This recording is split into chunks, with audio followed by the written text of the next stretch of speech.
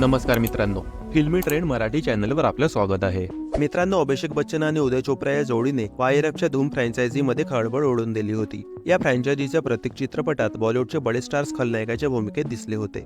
धूम मध्ये John Abraham नकारात्मक भूमिकेत होता. त्यानंतर धूम 2 मध्ये ऋतिक रोशन विलनच्या भूमिकेत होता, तर धूम 3 मध्ये अभिनेता आमिर खान नकारात्मक भूमिकेत होता. मात्र धूम 3 नंतर चाहते आता धूम 4 ची आतुरतेने वाट पाहत होते. आता चाहत्यांची ही दीर्घ प्रतीक्षा अखेर संपली आहे. वास्तविक धूम 4 बाबत एक मोठे अपडेट समोर आले आहे.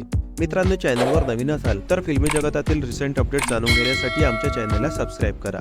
वास्तविक वृत्तांवर विश्वास ठेवला तर धूम 4 साठी शाहरुख खान आणि अक्षय कुमार यांची नावे पुढे आली आहेत. वृत्तांवर विश्वास ठेवला तर या चित्रपटात अक्षय कुमार पोलीस अधिकाऱ्याच्या भूमिकेत दिसणार आहे, तर शाहरुख खान नकारात्मक भूमिकेत दिसणार आहे. नितीश नवीन या फिल्म क्रिटिकने धूम 4 च्या कास्टिंग संदर्भात एक ट्विट केले आहे. या ट्विटमध्ये नितीश यांनी सांगितले की आदित्य चोप्राच्या धूम 4 या चित्रपटात अभिषेक बच्चन आणि उदय चोप्राची पात्रे बदलली आहेत. या चित्रपटात शाहरुख खान खलनायकाच्या भूमिकेत दिसणार आहे, तर अक्षय कुमार या चित्रपटात पोलिसाच्या भूमिकेत दिसणार आहे. या यादीत नयनतारा आणि कॅटरीना कैफ यांचीही नावे आहेत. वृत्तांवर विश्वास ठेवला तर अक्षय कुमारच्या मैत्रिणीच्या भूमिकेत ती दिसणार आहे, तर कॅटरीना कैफही पोलीस अधिकाऱ्याच्या भूमिकेत दिसणार आहे. यासोबतच धूम 4 ची स्क्रिप्ट आदित्य चोप्रा आणि सिद्धार्थ आनंद यांनी संयुक्तपणे लिहिली आहे, असेही ट्विटमध्ये सांगण्यात आले आहे. ही बातमी समोर आल्यानंतर चाहत्यांची उत्कंठा वाढली आहे. मात्र या बातमीवर शाहरुख खान किंवा YRF कडून कोणतीही प्रतिक्रिया आलेली नाही. तर मित्रांनो, यावेळी अभिषेक बच्चनच्या जागी अभिनेता अक्षय कुमार पोलीस अधिकाऱ्याच्या भूमिकेत दिसणार का? तसेच उदय चोप्राच्या जागी अभिनेता राजकुमार राव अलीची भूमिका साकारणार का? हा प्रश्न सर्वांनाच पडला आहे. तर मित्रांनो, धूम 4 मध्ये शाहरुखला विलनच्या भूमिकेत पाहायला तुम्हाला आवडेल का? आम्हाला कमेंट करून सांगा.